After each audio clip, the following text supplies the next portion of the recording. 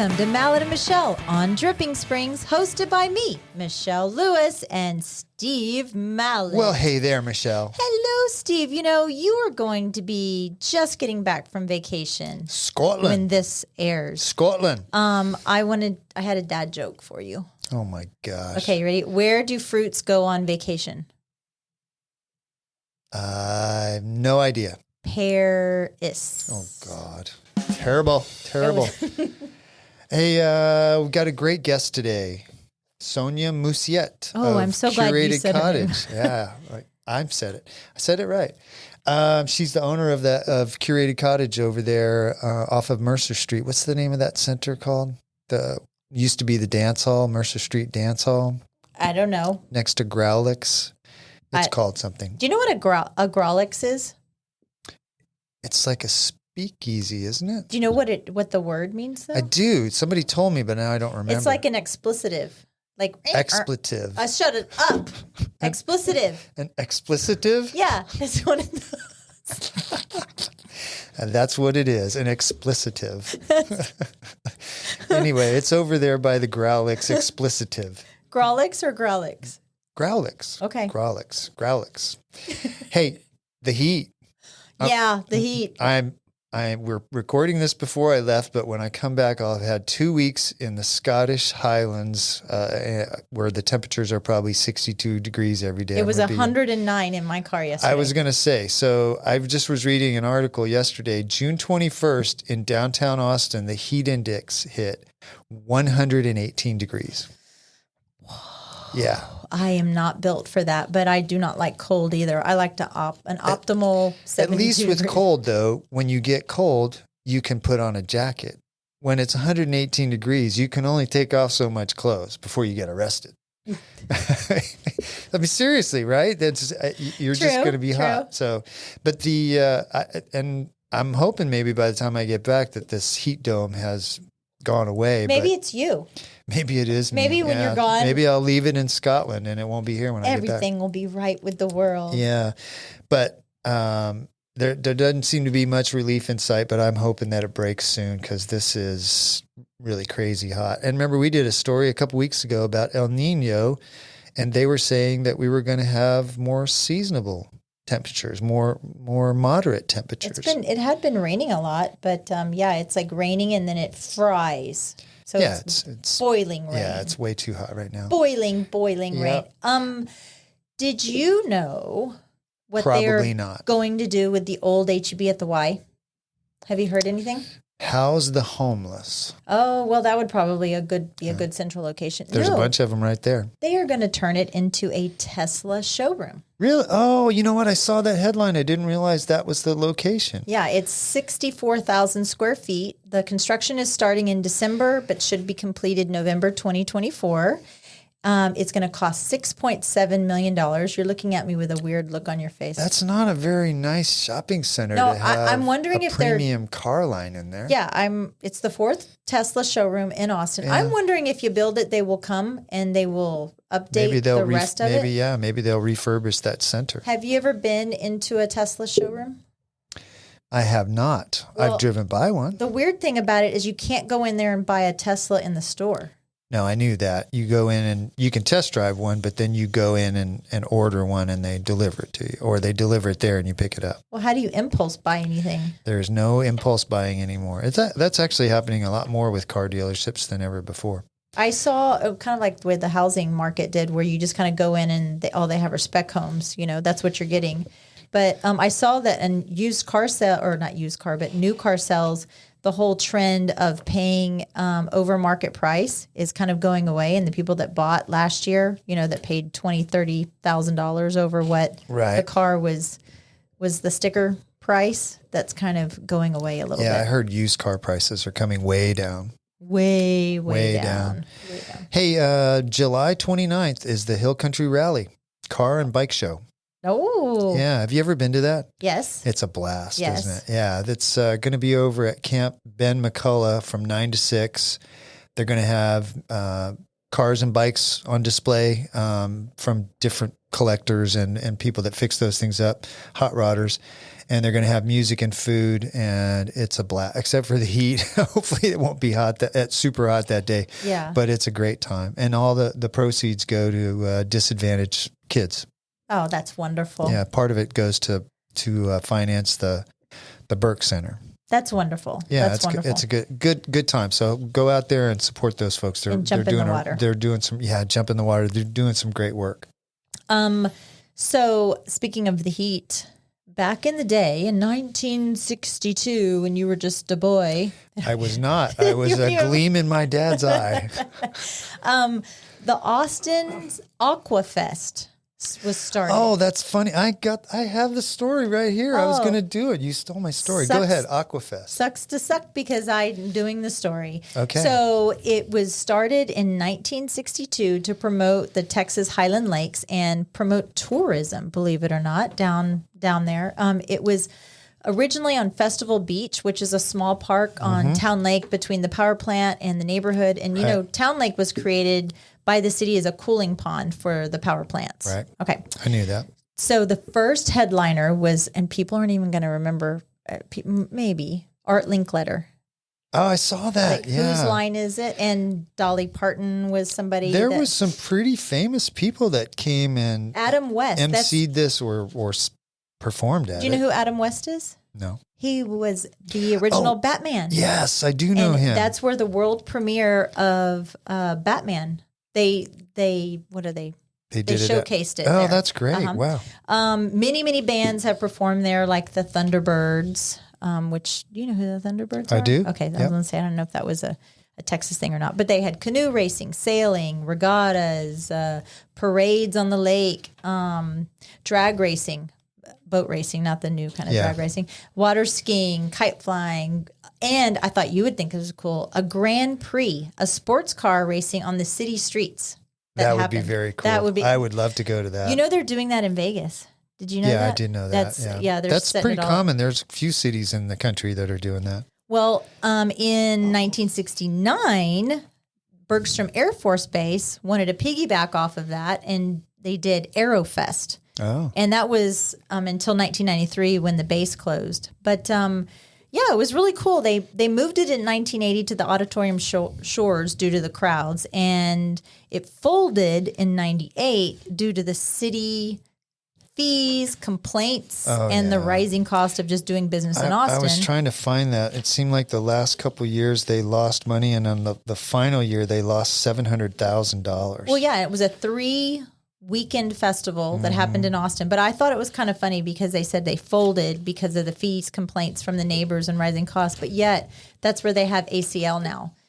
2 weekends. So it's not exactly in the same area, but it's right downtown. One of the big highlights of Aquafest was there was a big tug of war that took place between I was just reading that. North Austin and South Austin. And do you know who John Kelso is? Nope. The humorist? Nope. The Texan humorist? Okay. Don't know him. He actually ran for governor at one point.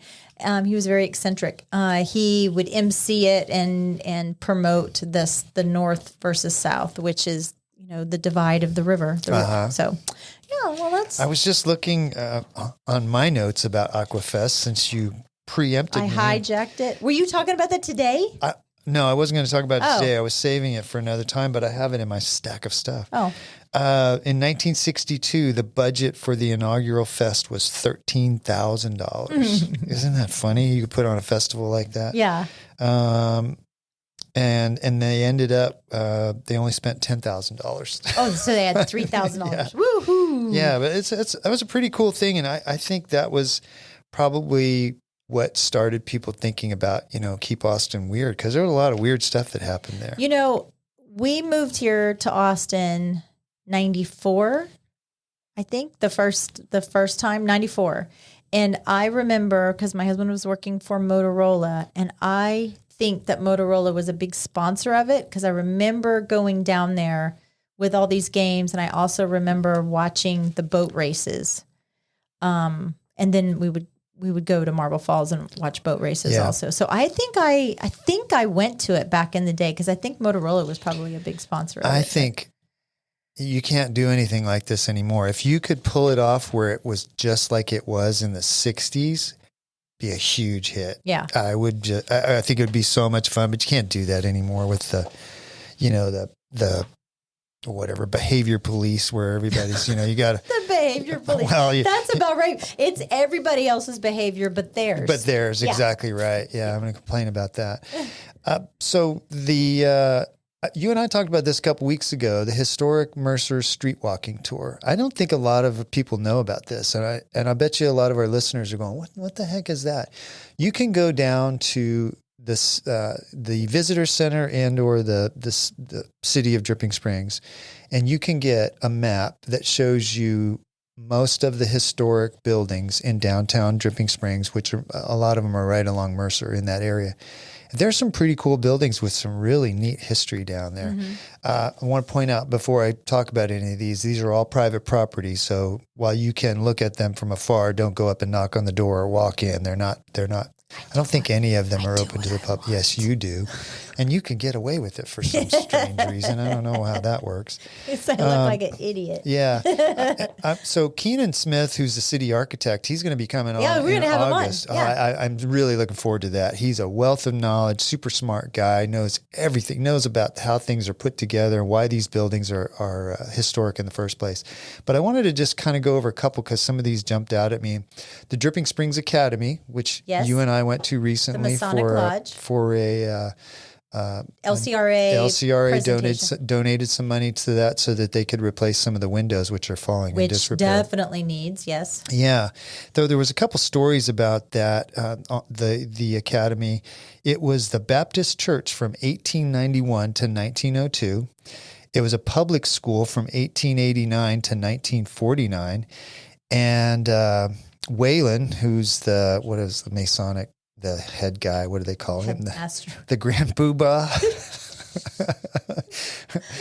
Much respect, Whalen. But he was telling us that when it was a public school, one of the students basically got a cow to go up the stairs to the second story, which was added on after the original construction. And they got the cow up into the classroom upstairs, but the cow wouldn't go back down the stairs. I don't know how they ended up getting it back out of there. So there's some fun stories. I actually think the bathrooms in the Masonic Lodge are the original what did you say when it was opened? It was 1891. Yeah. I don't know if that was, I think that's when it was built. I think originally it was a hole in the floor, and now it's just like one step up to the hole in the floor. It probably did go out into a cesspool at one point. Who knows? Septic systems are fairly new technology. The second one is a Hayden Central Garage and Mobile Station, which is as Buddy's Rental. Oh, okay. Yeah, that's actually a very cool building. If you ever look at it, there's actually a bunch of different kinds of stonework, and they use some petrified wood in the construction of that. So if you look, some of that, which looks like rock, is actually petrified wood. Oh, I didn't know that. It's a very cool building. And are they planning on is it empty now? It's empty now. There is a group that is looking at making that a restaurant. Oh, it's much needed. I believe, and I could be corrected. If you're out there listening and you want to correct me, please send us an email, mallettandmichelle@gmail.com. But I believe it's the guy that owns Salt Lick. Oh, Scott. Oh. Yeah, he's looking at investing and refurbishing that building. And obviously it's in the historic district, so there's some guidelines that have to be followed. No barbecue, because Pigpen is my favorite, and it needs to be something that else. Wasn't my understanding. It was more of a family restaurant kind of thing. Okay. But like Luby's? I would like a Luby's. Not like Luby's. A good restaurant, Michelle. Oh, I would kill for a Luby's. Oh my Luby's gosh. is the best, oh, geez, Steve. I'm sorry. You're not a Texan, so you don't get it, but Luby's fried fish is I don't think I've ever been to Luby's. Well, then you shut your pie hole then if you haven't. Right. Oh, God. You can't have an opinion if you're not a Luby's visitor. You're right. Yeah, I guess that's true. All right. The FW Miller Rock Cafe, which is right across the street from Mazama, there was a bunch of stuff stored in there for years. It's actually right now, it's now an Airbnb. Oh, I know where you're talking about. Yeah, right next to that gas station, which they were Scott Dave's. Yeah, they owned. I remember Founders. They were putting a fence up, and then they had to take the fence down. And there was, I was like, oh my gosh, can you imagine? Do you know why they had to take the fence down?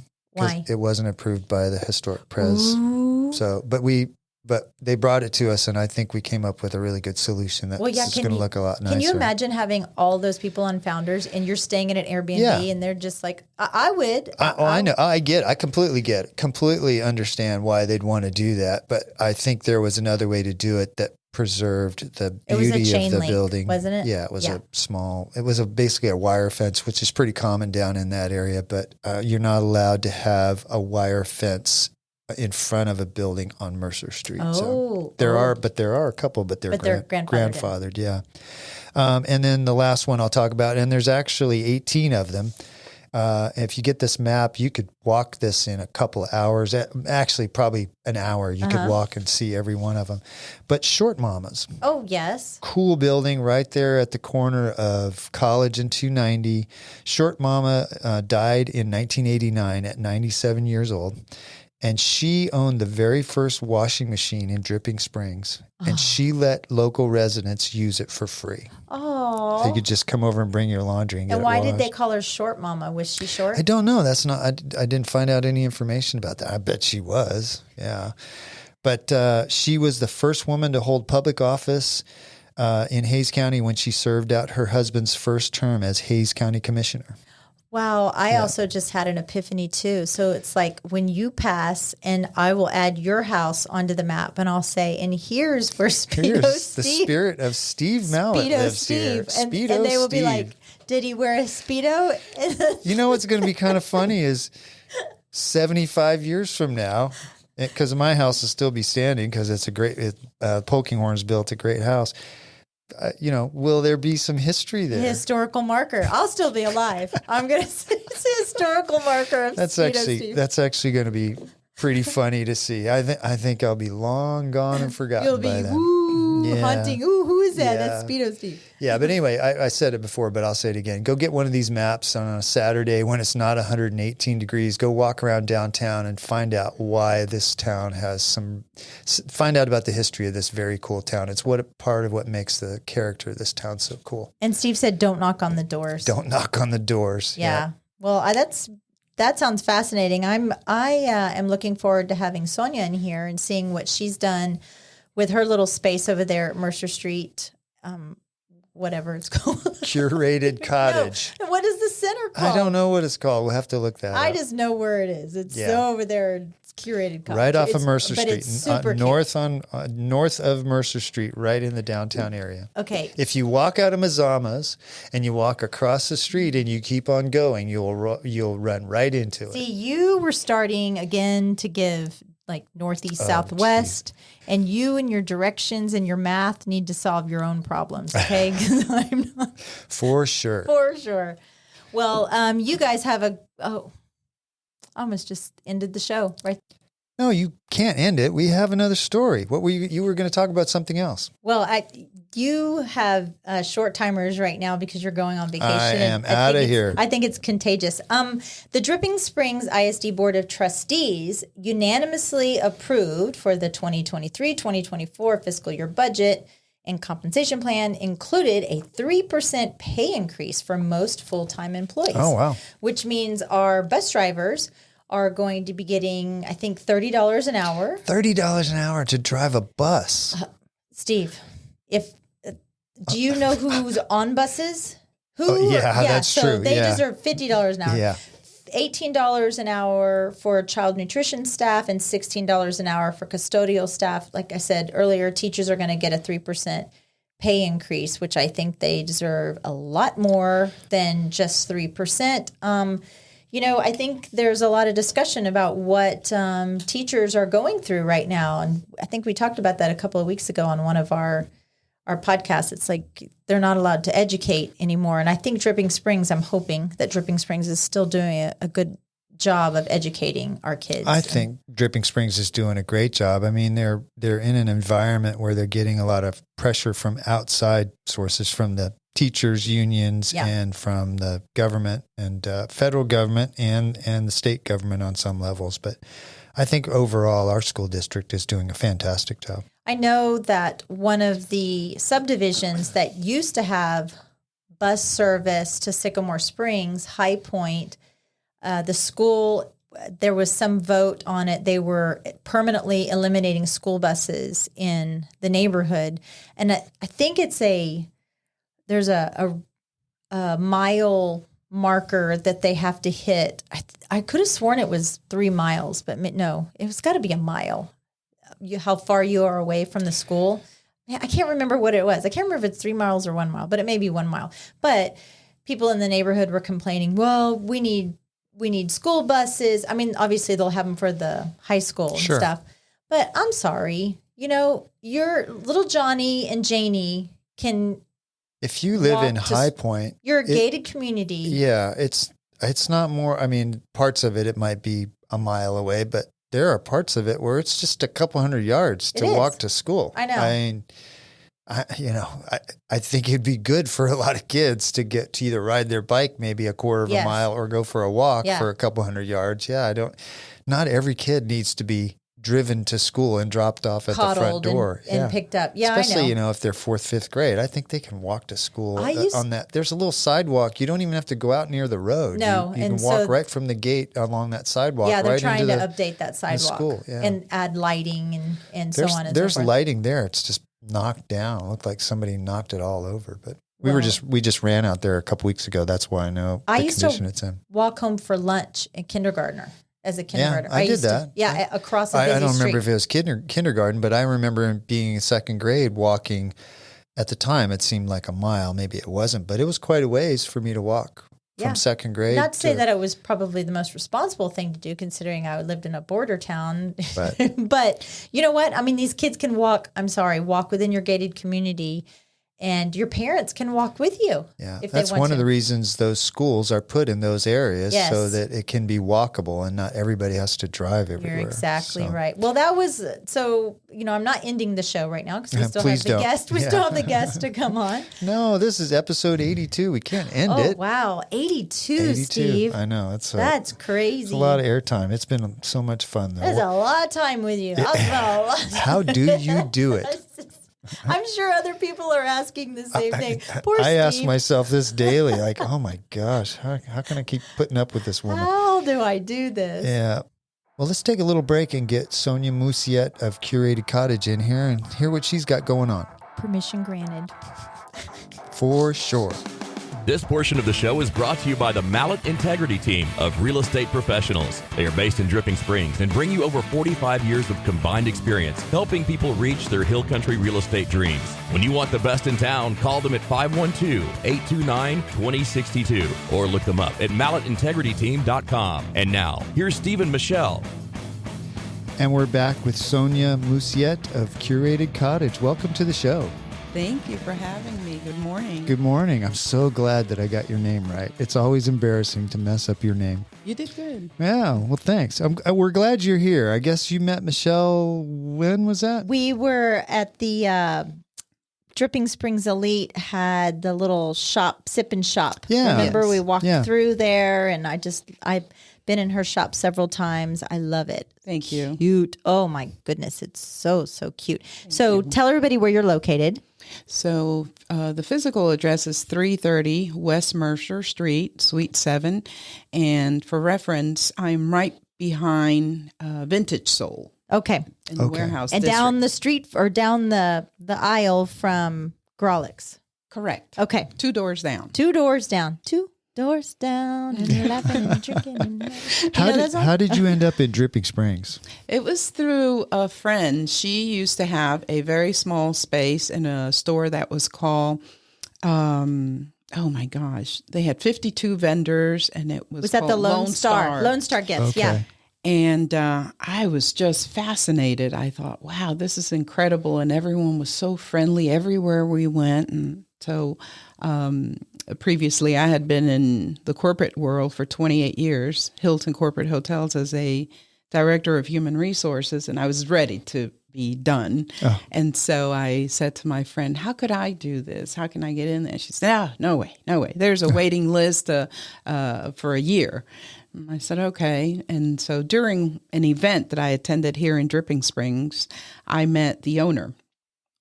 And So you slipped her a 20. more like a 50. And I told her that I wanted to be part of her team of vendors. And sure enough, a month later, she called me and she said there was a space available. And that's how I started, in a bookcase. Oh, really? Oh, wow. That's it. And 6 months later, I had a 10 by 11 space, and I was running the store as her manager.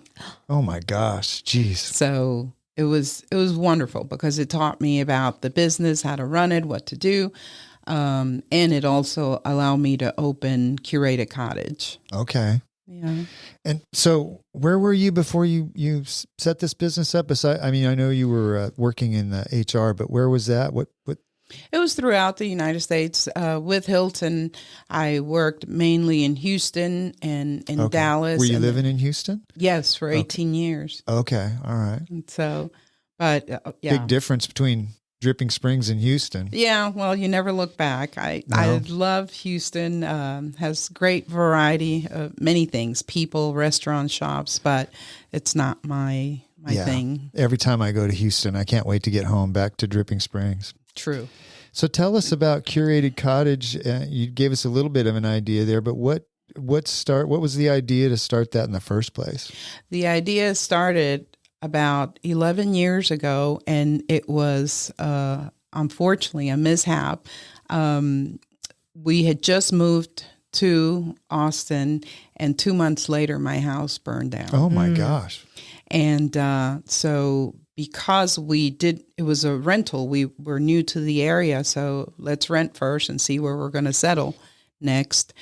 So there was no insurance, and I had to go shopping in places like Goodwill, thrift shops, and I kept finding these beautiful, beautiful pieces, and I thought, wow, if people only knew that you could find great things, and it could be decorated a lot nicer. Uh-huh.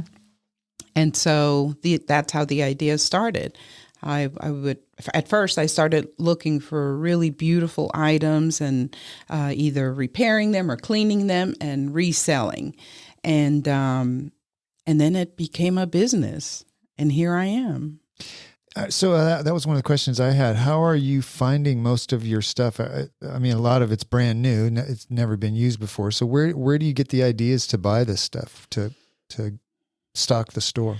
When I first started the business, I would have to go searching. Now I'm to the point where designers come to me and say, hey, there's a remodel. I think you should look at this piece. It's worth it. And so now I have about 7 that will bring me things. And or you have local people that love making furniture. They'll bring pieces or artwork. And so now I don't have to go out, it comes to me. So it's very eclectic because it's not just new, it's vintage, it's antique mixed in with new, and somehow it works beautifully. So you said remodel, is that somebody that's redoing their house and Correct. They have stuff they're getting rid of and they think that would be a good fit for your store? These Yes. designers? Correct. Okay. Yeah. That's cool. Before before you started the store, did you always have a passion for design? And Always did. And not to toot my own horn, but people would come into my home and say, wow, did someone do your home? And I'll say, no, I did at home, but thank you, And so, yes, I've always had a passion for decorating. Unfortunately, it was always going out to buy new. Yeah. And what I learned from the fire that we had was, wow, I had a brand new table in a formal setting that I sat maybe once a year. How silly is that? And so I thought, no, I think that where we're heading with life and with our culture, we have to be more responsible, and we should be able to recycle beauty. And this person might not afford the $7,000 table, but if we sell it for $500, they might be able to afford it. And it's only 2 years old, because you'd be shocked to find out how people buy things and get rid of them and never use them. Oh yeah, I know because we're in real estate, and we see that. We see that all the time. And I'm the stager for it. And when we are having them downsize or just kind of put things away just to put the house on the market, and they're wanting to sell these things, and they're like, "Oh, I bought this table for $7,000. I could sell it. I bought it for $7,000 20 years ago, but I could sell it for $5,000 now." I'm like, "I'm sorry, you're going to be lucky if you're going to get anybody to take it." Exactly. For $200 or whatever. We do. We see that quite a bit. We had one. They had a really cheap entertainment center, and she's like, "Yeah, I'm going to put it on Facebook for $1,200." I'm like, "You're going to pay somebody to come to take it," come and we take did. It. We did. We did for that. sure. Yeah. Oh, I was gonna ask you, did you lose everything in the fire? Were things in storage, or was it a total loss? It was a total loss. Oh my gosh. So what was like the one personal possession that you feel was like the biggest loss? Oh gosh. Yeah, this is really personal. Mom had just passed away probably a year, and she left me a couple of paintings. I know. Yeah, the insurance doesn't cover that. Yeah. Wow. So that was sad. Yeah. What did you do once the place burned down? Did the insurance company pay to put you up someplace else? Did you just have to go? No, actually, the local church did. They put us up in a hotel for about 5 days while we found a temporary place that was furnished, and we got our bearings together. And so the community came together just beautifully. My little girl back then was only like 8 years old. Okay. She had backpacks, clothing, everything within a day. And it was the same for us. You don't know what it means to lose everything until you do. Because we got to the hotel and I said, "We don't have toothbrush. We don't have pajamas. We don't have anything." Yeah. And so I run to Target, because now the loss was great and money starts going out really fast. And so, you did what you could to put your home back together. But it was a true blessing because it taught me to put things together in a way that wasn't crazy expensive. You could have beauty and it doesn't have to cost you so much. You had only been in the area for how long? 2 months. 2 months. And the community came together like that for you. This was in Austin, right? This is in Austin, correct. And what was the cause of the fire? The cause of the fire they said it was electrical. Oh my gosh. Yeah. And so did you get reimbursed any for insurance? You didn't have renter's insurance. I didn't. But did you get reimbursed anything from the owner's insurance? No. So you were just a complete loss. You guys started from scratch. Wow, there's a lesson there. Buy renter's insurance, right? Yes, definitely. Yeah. Would it work that way? Like if one of your it depends on the insurance coverage. Wow. I'm sure each policy is different. Very different. It was with Allstate, and there was a rider policy, meaning that because my furnishings were covered, we had just moved from Montana, that there was only a 10% covered. Oh. So they came up with a number and they said, "Here, you can have 10% of that." Which was nothing. At that moment, it meant everything. Oh, yeah. And so we gladly took whatever we could to get back on our feet. Wow, that's rough. I imagine the trauma that your 8-year-old also experienced, but then kids are, very resilient. And they're very resilient at that age. And I think that when there's love surrounding them at all time, they're able to move along faster than we adults can. And truthfully, I've never been really attached to anything. So if it went away, it went away. You just have to be creative and do it all over again. Yeah. Except smarter. Yeah. Right. Yeah. So when somebody comes in your store, it sort of has a gift boutique furniture store feel to it. Can people order stuff? Like if somebody says, "I'm redoing my house and I need these certain kinds of pieces," can they order stuff from you? If it's brand new, absolutely. I'm able to order more. But if it's a one piece, an antique piece, that's it. Yeah, no, I get that. But so if somebody says, "I'm redoing the living room and the master primary bedroom and I need these colors. Can you help them choose all that stuff? Absolutely. Do you have catalogs and things, or is that how you? I do not. Okay. No, So very basic. Yeah. So how do they, if somebody comes in and says, help me pick out some pieces here, do you just, what you have access to, and then you can order that stuff for them? Absolutely. And it's easier with technology now because they'll bring in pictures of their place, pictures of how it's decorated. Currently, they FaceTime me. Or then, Pinterest. Or yes. Yeah. And sometimes we even draw the diagram at the store to see how a certain piece will fit. And once they see it in their mind, then yes, it's an easy thing. Yeah. What have you carried over from your days as an HR director to now owning your own business? Yeah. The people aspect of it. Really? Yeah, absolutely. You learn to be everyone's friend, and you learn not to take anything personal because you understand that everyone is different. And the moment they walk through that door, it's never about you.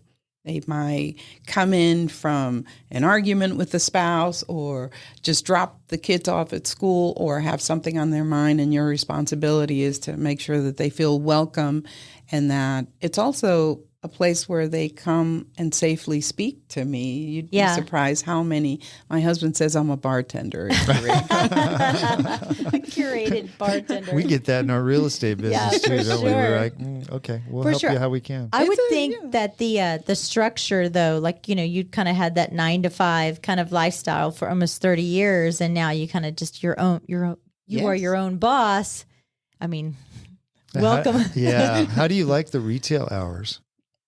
Well, I get to choose them. Yeah. So there's freedom in that. And because I still care very much about my personal life, I know that what works for me is Wednesday through Saturday. Okay. From 10 to 5, and I don't deviate from that. And prior to COVID, it was Tuesday through Saturday, but I stayed with Wednesday through Saturday because that's what works best for me and my family.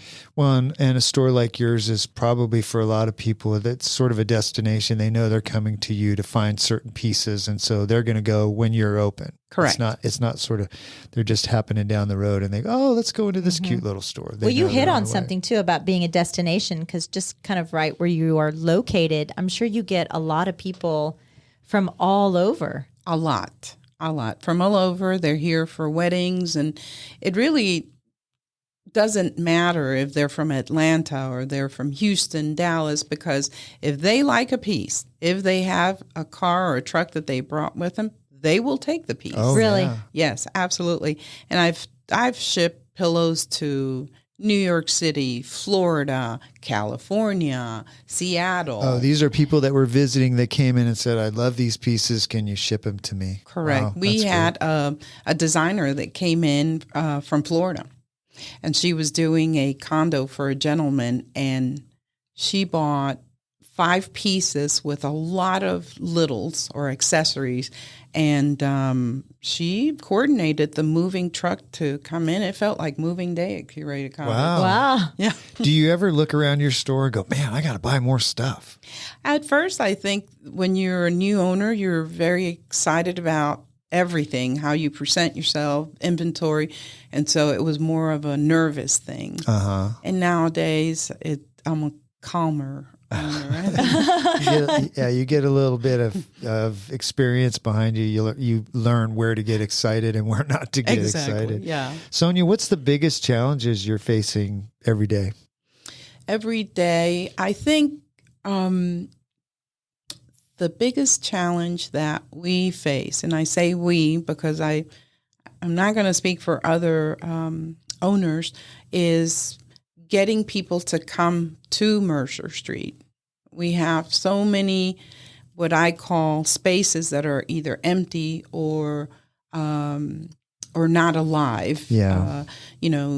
As much as I love all my neighbors, but you have buildings that are only used temporarily. And so we get the feedback of, gosh, it looks like a ghost town here. We love it. We love the people, but there's no restaurants and there's not enough variety for people to stay and want to come back. Well, that's true. Down right in the heart of downtown in Mercer, there really isn't kind of a real sit down restaurant though. No. Like if you're visiting on a Saturday, I mean, there's Homespun, but that's across 12. We talked about that there's a company coming that's looking at revamping where Buddy's store used to be. Oh, so that would be nice. That would be, I think that's definitely needed because you want it to be more, the city says it's destination Dripping Springs. Well, what am I destined to do down here in Dripping Springs? Right. And if you're there for a wedding and you have a Saturday afternoon before the wedding and you want to be able to eat lunch and you don't want to eat at McDonald's. We have beautiful places to go to like Tilly's and the Hill Country Olive Company, Desert Door. We have a lot of fun places, but when it comes to downtown, I feel like we should represent better. And I'm sure I'll make someone upset by that one of the challenges with that, though, is a lot of the buildings downtown on Mercer are historical,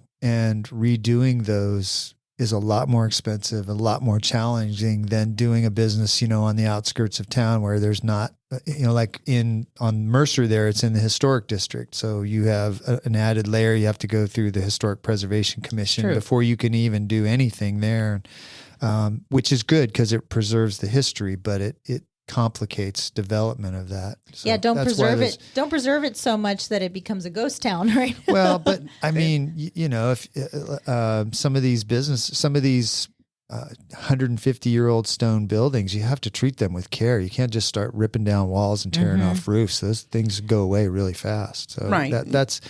I think the city has done a really good job trying to find a balance. I agree with you. It would be nice to have some more restaurants, especially, I think, down there, and they will come, but it takes people with a little more patience and a little more time to do it than some, they would, because they normally go to the outskirts of town. Do you know what I know it was Mercer Street Dance Hall, that whole strip, but what was that before Mercer Street Dance Hall? Do you know what it was? I think it was a feed store. Oh, okay. Way back. Yeah, I'm not quite sure what it was, but I think it was a feed store.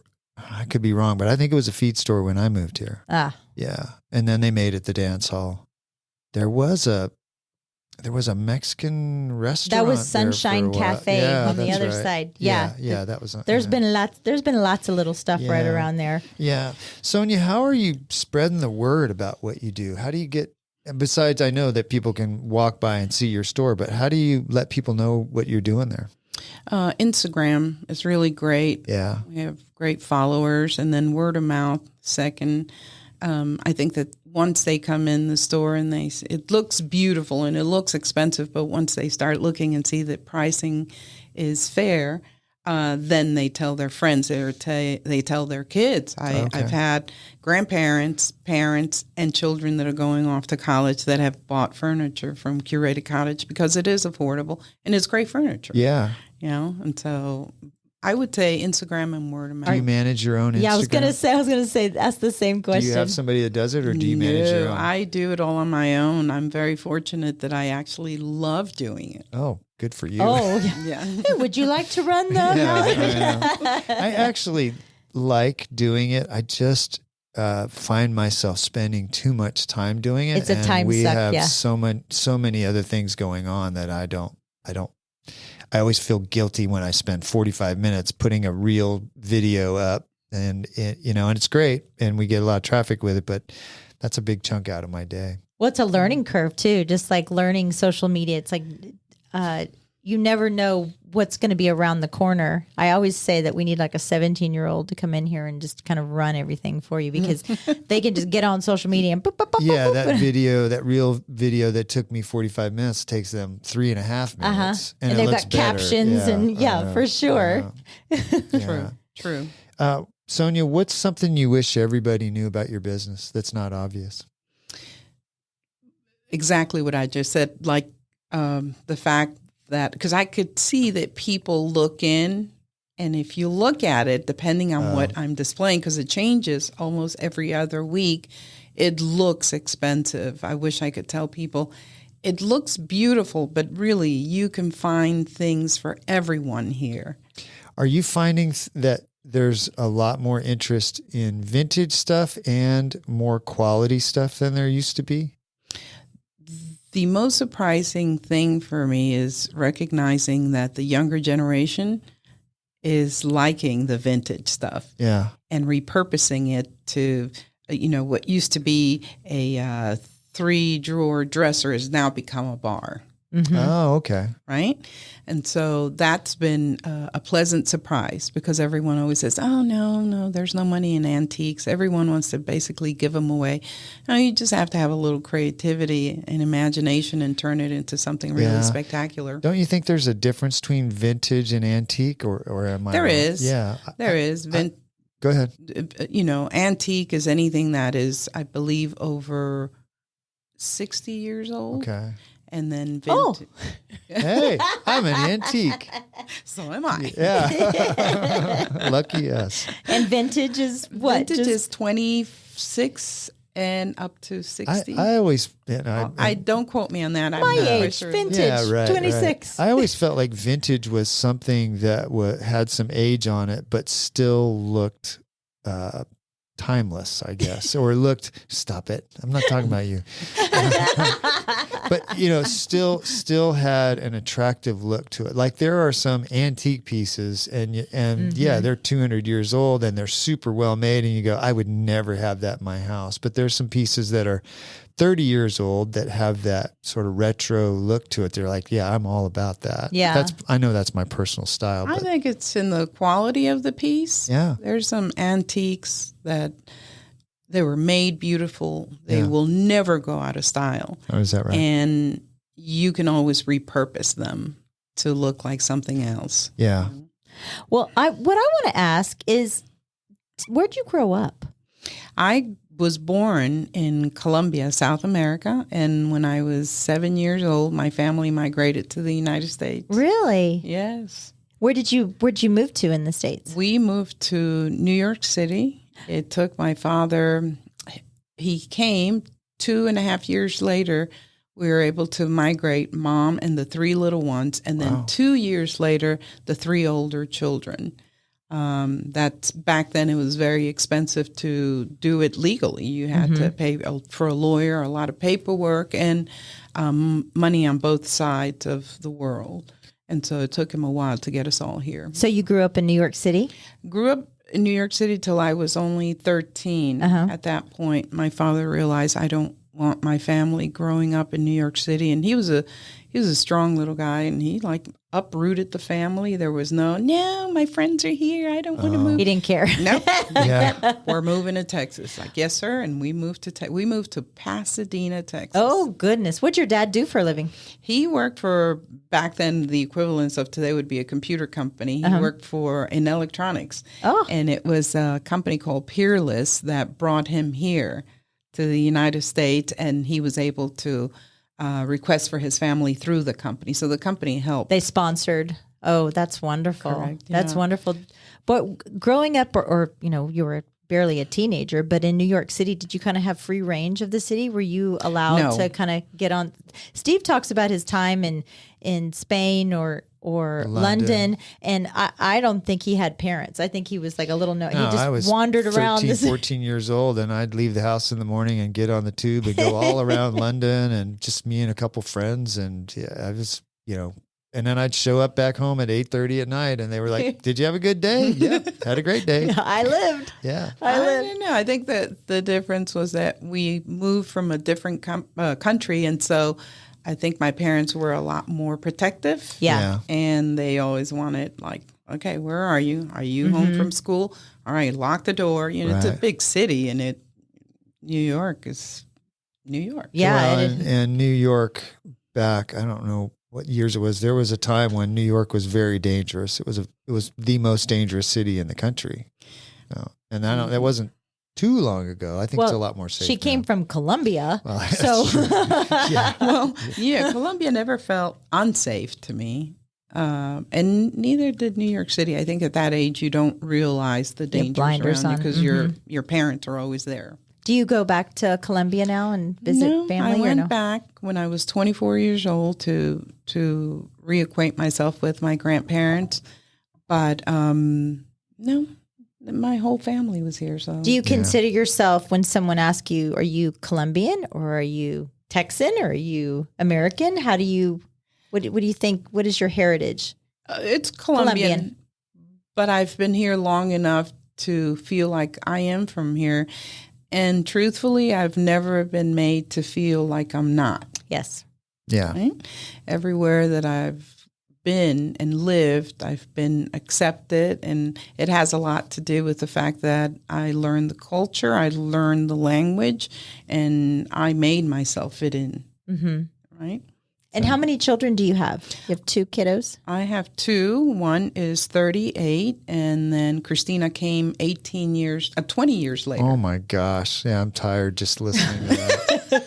That's crazy. She's the biggest blessing. Yeah. She really is. If I could do it all over, I would have kids at 41 because I was such a great mom. You have the patience, and I'm so glad my son turned out okay because I was a squirrel, you know. I was, and I went fast to get nowhere, and I just thought that's just the way to live life. And my poor baby boy, he was a lot calmer and more patient, and but yeah, 20 years later, here comes Christina. Big gap. And then I also have a stepdaughter. She's 36. Okay. Mm-hmm. Wow, that's great. You mentioned a couple times in your bio that you like to travel. Where are the favorite places that you've traveled? Greece. Oh. And do you curate while you're there? Are your trips now like, are you shipping stuff back home? I'm not shipping stuff back home because I'm not that savvy. I don't know how to do that. However, I do buy a lot thinking of Curated Cottage. Mm-hmm. And Greece, it was all about, they're so resourceful. They use everything in the island to make doors from olive trees.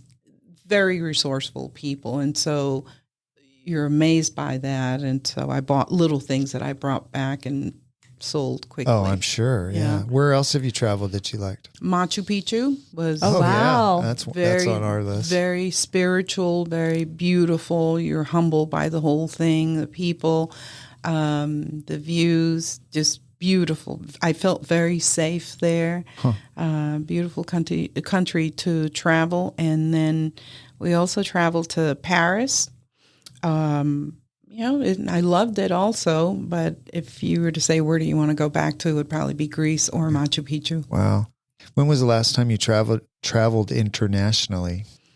Last year to Greece. To Greece, yeah. Is it more of a pain to travel internationally now than it used to be? I don't think so. No. I'm asking for me personally. I've been watching a lot of TikTok videos for him because he's leaving and I'm like, you don't have global entry. So this is what you need to do. No, he needs to get the mobile passport app. You still don't have it. They don't accept it in Austin. They only accept that in certain cities. What? Yeah. Oh, well. There's like 13 cities that accept that, and Austin is not one of them. Oh. It's all the big hubs like, LaGuardia and But if you're coming Dallas back, are you flying directly back into Austin? to Austin? Oh, you're screwed then. Yeah. Sorry. Global entry is everything. Yeah. Well, it's too late now. I'm leaving next week. So. Sonia, you mentioned that you aspire to be a gardener. What are you going to do about that? I'm starting already. Are you? Yeah, absolutely. I know exactly what I wish to be once I retire, and I want to be a gardener.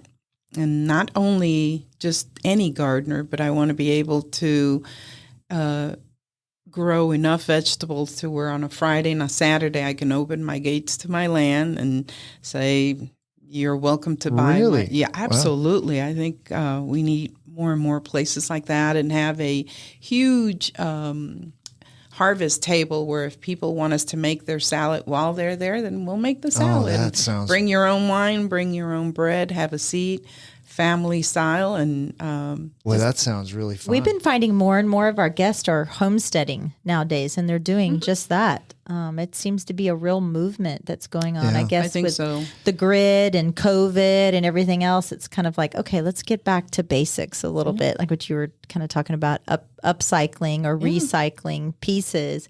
There's just so much waste in this country. A lot. So much waste. We're a country of disposable items. It's true. Right? But I also think that's changing.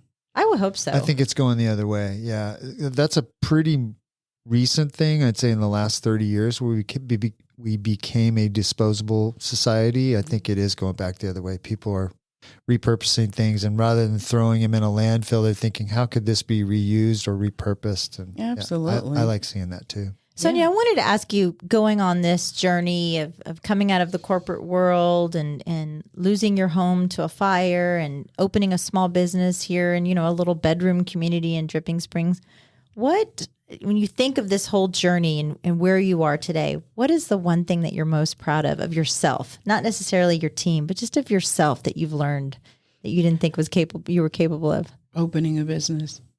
It's I think that there's so many people that think about it, want it, but they're fearful. They don't take that chance, and you almost have to be reckless and fearless to do it and not think about, not even think, is it going to fail, but just do.